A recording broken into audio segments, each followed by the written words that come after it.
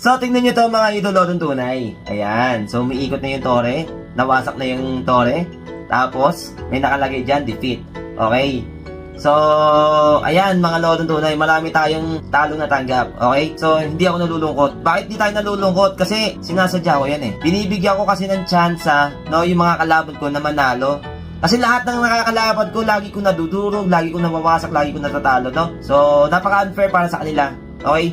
So ako na nag-volunteer na magpatalo kasi gusto ko mamigay ng panalo sa mga kalaban. Kasi naawa ko sa kanila mga lodong tunay. Alright?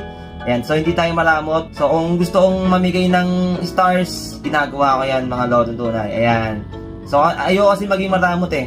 So yun lang mga lodong tunay, okay? Masaya tayo sa ginagawa natin. Kumbaga parang ano yan, charity yan sa mga natatalo na. Ayan, kababa kasi sila eh. So yun lang mga lodong tunay, okay? So ayun nga, lagi ka lang manood dito para lagi kang may alam